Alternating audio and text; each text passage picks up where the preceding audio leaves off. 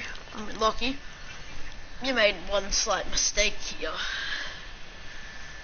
Only one person can pick Junkrat. Lachie?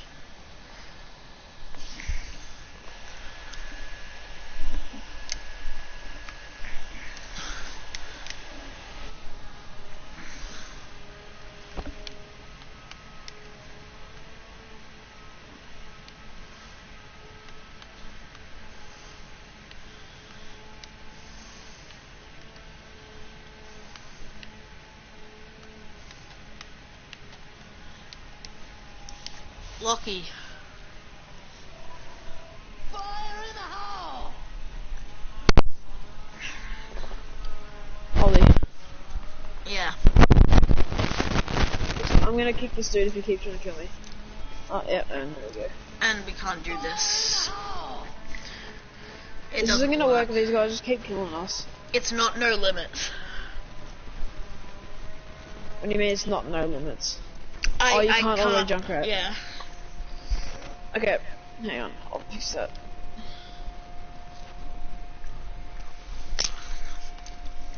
How do I make it no limits, Ollie? You're gonna have to remake it. Ollie, Yeah? how do I make it no limits? Well, you're going to click no limit. And then Oh, you're yeah. gonna have to remake it. Presets. Oh, do I have to remake it? Uh-huh. No, okay. No limits. Can no limits be any map? Uh-huh. That's sick.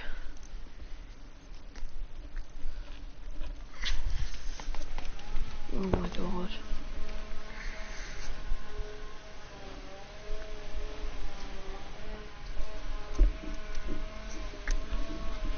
Let's just jump it down.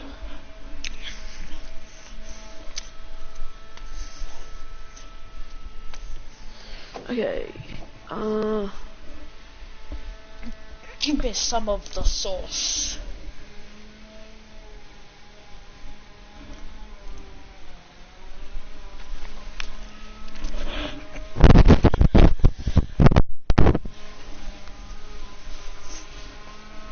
I'll just turn off his trap, I reckon, because that gets in people just putting traps. Actually, I'll leave everything on. And I'll just even The Stranger Things skins are out, the Demigorgon's out. oh, is it? No surprise.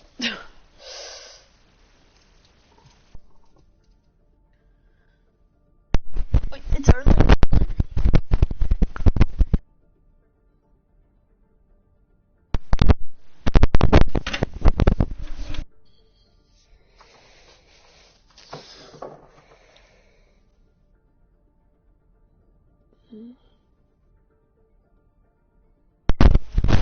Demigorgon's only blue. Really? Yeah. Okay. And it comes with a wrap. Nice. I'm loading up on my phone. Checking.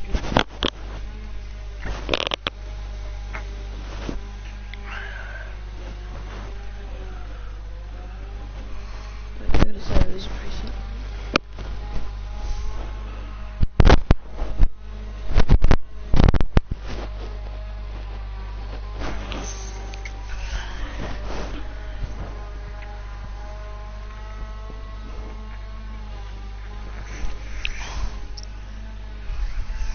Who's mowing that lawn outside your house? Lawn house. Fair enough. Okay.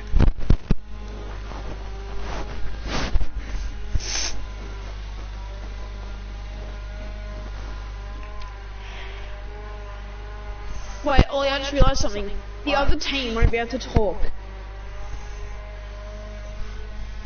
Because we'll be on one team, the other team can't talk to us. Oh yeah. So what, you'll have to be on one team, I'll have to be on the other, and we'll have to instruct them. Maybe you just don't do it. How are you doing it?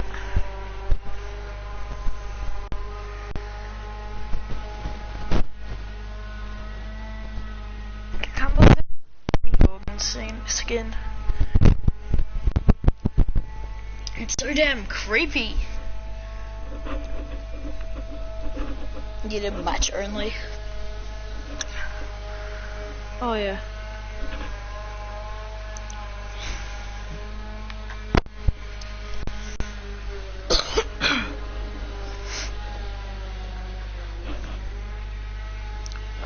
Is everyone serious? And I'll just make okay, no one will be able to go on the red team. Like red team won't be able to. It'll only be blue team. Stars above sets the romantic mood, and as you pull each other in close, you hear the crunching of tires on gravel from behind your car. Annoyed at having your romantic moment interrupted, you look into the rearview mirror and see a pair of headlights parked directly behind your car, followed by the opening of a car door. A heavy-set man gets out and starts approaching your car, flashlight in hand. At first you think that maybe it's just a cop, checking to make sure yours is not another abandoned vehicle, but you realize that whoever this person is, they're alone. As they get near your car door, you see the flash of a pistol at their side, and with a sinking feeling you realize that you're about to become another victim of the most infamous American serial killer of all time. Hello and welcome to another episode of the infographic show's You Versus. Today we're putting you, the average Joe, up against the Zodiac Killer.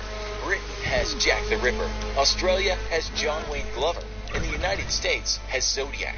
Given himself the moniker in letters written to the press during which he taunted the police to try and discover his identity, Zodiac prowled Northern California between December 1968 and October 1969. Officially, he is credited with the attempted murders of 4 men and 3 women, all between the ages of 16 and 29.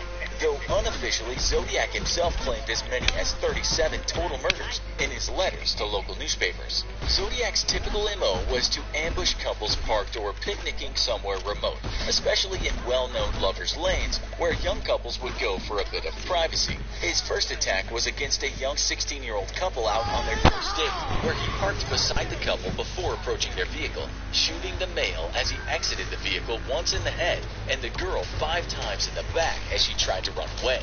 6 months later, he struck again, much in the same style, shooting both victims while they were still in their vehicle. Zodiac would go on to phone the police that night and let them know of the murder, and though the call was traced, Zodiac was long gone by the time police got to the payphone he used. A few weeks after the second set of murders, Zodiac sent a series of letters to 3 local newspapers, taking credit for the shootings and including a 408-symbol cryptogram in which he claimed was his hidden identity. He demanded that the letters be printed on the front page or he would go on a murder spree that next weekend, killing anyone alone that he met until he had reached a body count of 12 victims. The cryptogram was solved just days after being published, only it contained no personal information, and instead a rambling claim that killing people was more fun than killing wild game, and that he wouldn't give his identity because he was killing people in order to collect slaves for the afterlife. Clearly, Zodiac was very disturbed, or at least just messing with the police. Zodiac would go on to strike again a month later, targeting another young couple, who this time were out on a picnic together. He attacked both with a knife, though the male victim would go on to survive and give a detailed eyewitness account of Zodiac. Zodiac also called the police again, but once more the trace would be far too late. 2 weeks later, Zodiac would enter a cab in San Francisco and shoot the cab driver in the head, only to be witnessed by a bunch of teenagers. It's believed that the police very nearly caught Zodiac this time around, but responding officers had received an APB to be on the lookout for a black suspect, and thus Zodiac slipped away, tantalizingly close to having been caught. Zodiac would go on to taunt the public and police both once more, sending letters to the San Francisco Chronicle and even calling in to a live TV show. Neither the letters or the calls to the TV show were helpful in catching Zodiac, though, and after a 5-month hiatus, Zodiac struck again. This time, he flagged a car being driven by a young mother who was 7 months pregnant off the road. In the car was her 10-month-old daughter, and after he'd flagged it down, he pulled up behind them and told the young mother that her rear tire was wobbling and loose. He offered to tighten up the lug nuts for her, but instead, he secretly loosened them. When she tried to drive away, her wheel came completely off, and Zodiac offered to help her get to a service station. Climbing into his car, Zodiac drove the two around for 90 minutes before finally the young mother was able to flee from the car along with her daughter. The two hid in a field until Zodiac finally gave up. Once more, despite detailed eyewitness testimony, Zodiac's identity eluded the police. After that attack, Zodiac would go on to strike 2 more times, though eventually he came to be blamed for almost every mysterious disappearance or murder of young victims. In 1974, Zodiac sent his final letter, in which he praised The Exorcist, which had recently been released, as the best satirical comedy I have ever seen, and signed the letter with the score Me37, SFPD 0. Zodiac's identity has never been discovered, and now he's back from the past